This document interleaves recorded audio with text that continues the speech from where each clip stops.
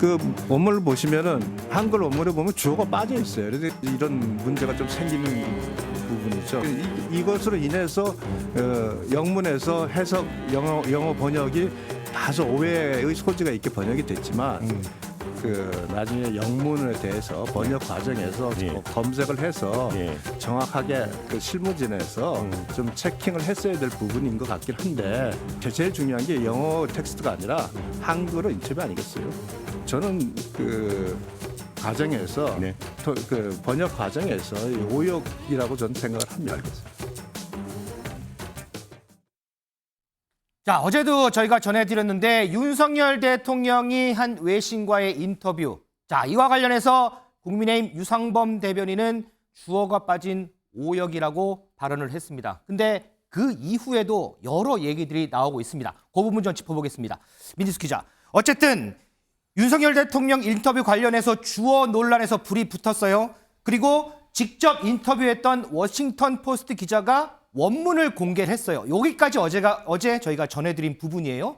자, 그런데 그 이후에 유상범 대변인이 한 발 뺐다면서요? 맞습니다. 앞서 100년 전 일로 무릎을 꿇으라고 하는 건 받아들일 수 없다. 이 문장의 주어는 일본이다. 일본이 받아들일 수 없다라고 해석해야 한다 주장했던 유 대변인. 어제 인터뷰 원문이 공개됐는데 여기에 윤 대통령 본인이 주어인 게 정확하게 적혀 있었습니다. 네. 그러니까 유 대변인 어제 저녁에 사실관계 파악에 미흡했다 이렇게 인정을 했고요. 앞으로 조금 더 신중한 태도로 논평에 임하겠다 이렇게 밝혔습니다. 자, 그런데 야당은 이걸 계기로 공세 수위를 더 높이고 있습니다. 얘기 좀 듣고 오겠습니다. 안보 관련해서 당연히 초당적 협력이 있어야 됩니다.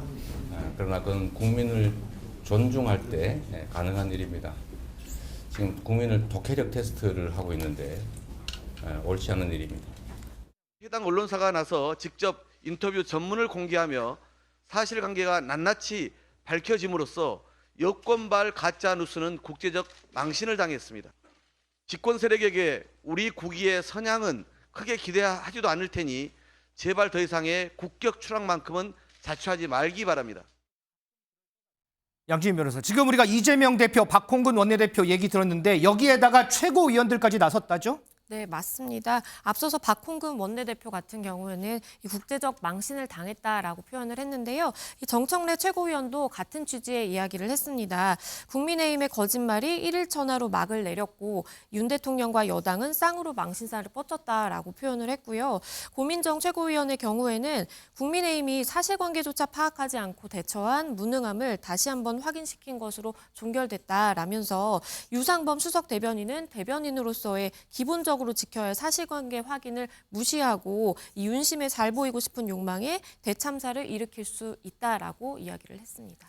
장해찬 최고위원, 이재호 상임고문도 이런 얘기를 했더라고요. 한술 더 뜬 국민의힘이 더 문제다 이렇게 지적을 했는데 어쨌든 이번 윤석열 대통령의 인터뷰와 관련해서 국민의힘이 논란을 더 키운 거 아니냐 이런 지적들 많거든요. 어떻게 보세요? 그러니까 사실 저는 이제 98년도 김대중 전 대통령의 일본 의회 연설을 예로 많이 들었습니다. 네. 그 연설에서 김대중 전 대통령이 50년도 안 되는 불행한 역사 때문에 1500년 교류의 역사를 무의미하게 만드는 것은 어리석은 일이다라고 강조를 했고 김대중 전 대통령의 역사 인식과 윤석열 대통령의 인식이 본질적으로 맥락을 같이 한다고 보기 때문에 그 정도 설명을 드리면 국민들께서 많이 좀 이해해 주실 거라고 봅니다.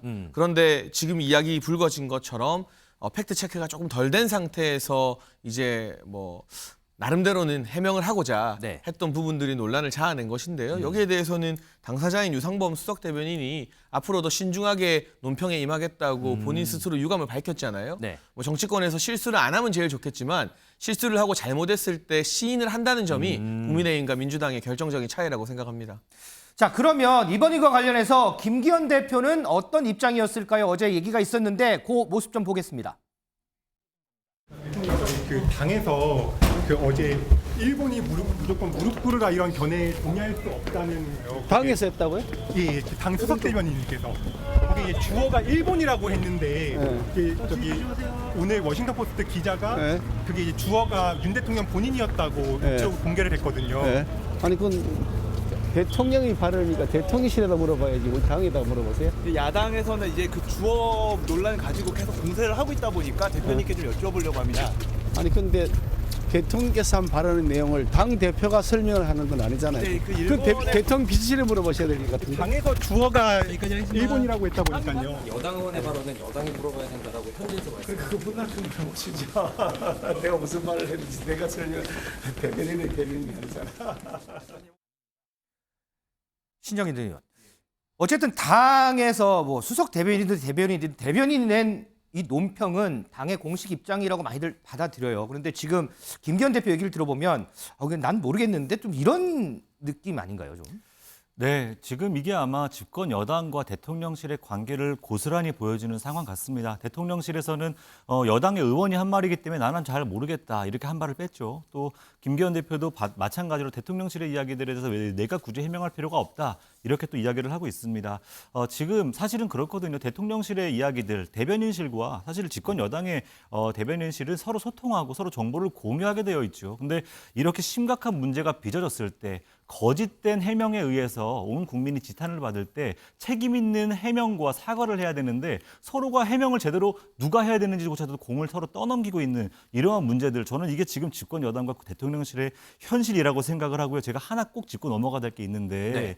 우리 장해찬 최고위원께서 계속 강조해서 하는 말이 98년도 김대중 전 대통령의 의회 연설이에요. 근데 여기에서 중요한 걸 빼먹었습니다. 그때 뭐라고 연설을 하셨냐면 과거를 직시하고 역사를 두렵게 여기는 진정한 용기가 필요하다. 거기에 대한 대응으로 오부치 총리는 통절한 반성과 마음으로부터의 사죄를 드린다. 이 전제 하에 그 말씀을 하신 거예요. 앞, 뒤를 다 덜어내고 맥락 다 덜어내고 나서 그렇게 활용을 하는 것. 이것 역시도 국민을 결과적으로 속이는 행위거든요. 이러면 안 됩니다. 그래서 국민들에게 정확한 사과, 정확한 해명들을 집권 여당과 대통령실이 꼭 해야 한다. 이렇게 생각합니다. 기시다 총리가 한일 정상회담 이후 있었던 기자회견에서 네. 정확하게 98년의 성명을 포함해 역대 내각의 인식을 계승한다고 밝혔습니다. 네. 오부치 선언에 나와 있는 통절한 반성의 의미를 기시다 총리 역시 부인하지 않고 계승했다고 이해하고 있습니다. 네, 여기에서 또 제가 드려야 될 말은 네. 그 선언을 전면으로 부정했던 2018년의 아베 총리의 선언 역시도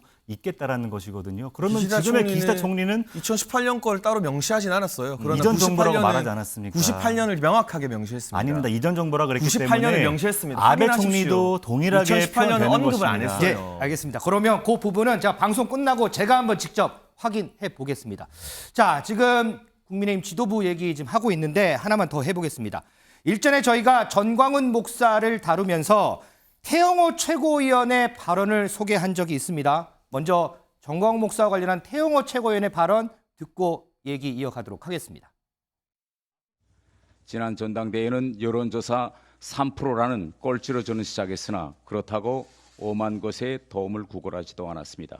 김기현 대표님을 겨냥한 발언이다 이런 해석도 나올 수 있을 것 같은데요. 아니, 오늘 그저 제가 한 발언 그대로 그대로 받아주십시오. 이진숙 기자, 태영호 최고위원이 했던 나는 먼 곳에 도움 구걸하지 않아 저희도 이 소식 전했는데 네.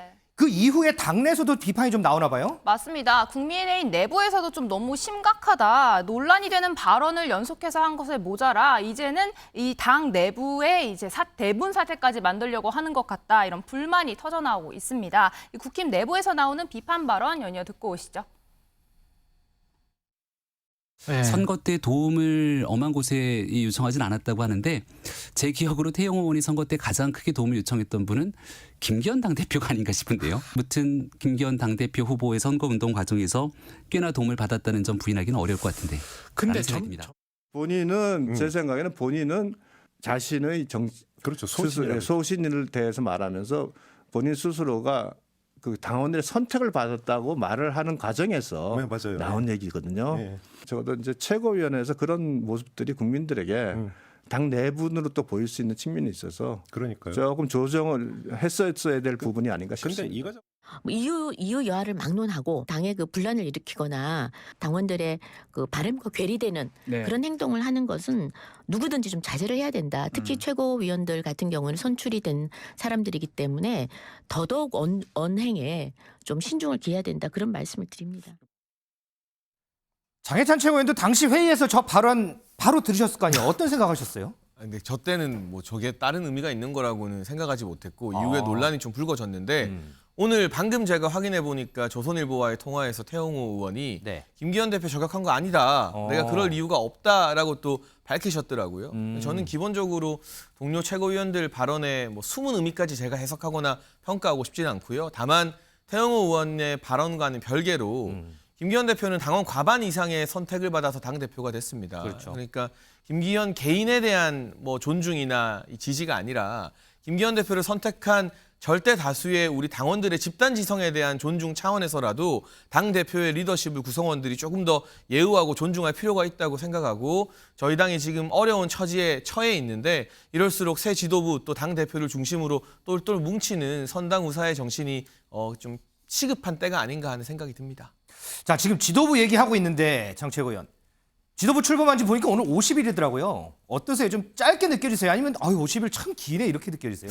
그동안 뭐 여러 얘기 많았잖아요. 5년 지난 것 같은데요. 5년 지난 것 같으세요? 왜냐하면 너무 많은 일들이 있어서 저희 지도부의 설화나 여러 가지 이 부적절한 모습으로 국민 여러분께 심려 끼쳐드린 부분은 제가 송구하다는 이야기 프레스룸에서 거의 4주째 하고 있는 것 맞아요. 같은데. 매주 하셨어요.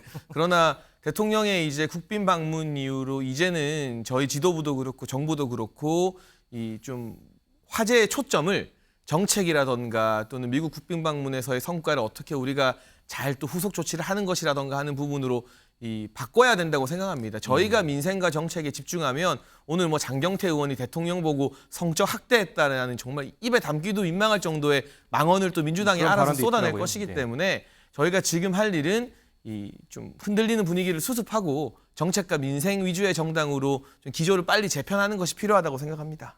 자, 오늘 이번 주도 장 최고위원 나왔으니까 또 하나 또 짚어볼 게 있습니다. 장 최고위원이 이사장 맡고 있는 청년재단 관련인데 어제 뭐 말씀 많이 하셨겠지만 어쨌든 국무조정실 주관사업 따는 거에 대해서 야당이 엄청나게 비판합니다. 의견에 대해 좀 해명 좀 부탁드립니다. 일단 저는 민주당이 비판하는 것 자체가 너무 파렴치하다는 생각이 들어요. 그래요? 이 청년재단이라는 것을 박근혜 정부에서 설립했다는 이유로 지난 5년 동안 철저하게 팽개치고 소외시켜왔던 주역이 바로 민주당이고 제가 이 이사장을 맡으면서 청년재단을 정상화시키고 여러 지자체나 정부 부처와의 협업을 활성화시키면서 직원들의 사기나 이런 것들을 회복시키고 있습니다. 이런 말 꺼낼 자격이 없다라는 이야기를 좀 드리고 싶고요. 이번에 이제 국조실 사업 같은 경우는 전국에 흩어져 있는 청년 센터들을 우리가 도와드리고 지원하고 거기 일하는 직원분들 교육하는 사업인데 청년재단은 2015년부터 8년 동안 그 일을 국내에서 수행해온 유일무이한 기관입니다. 비슷한 일을 다른 곳이 한 것이 하나도 없어요. 만약 단 한 곳이라도 그 같은 업무를 하는 곳이 있었다면 그 일을 맡을 수 있겠으나 저희가 2015년부터 유일하게 해왔던 일이기 때문에 기술평가 점수에서 높은 점수를 받는 게 너무나 당연하다고 생각합니다. 자, 민주당의 비판에 대한 그에 대한 해명까지 한번 들어봤습니다.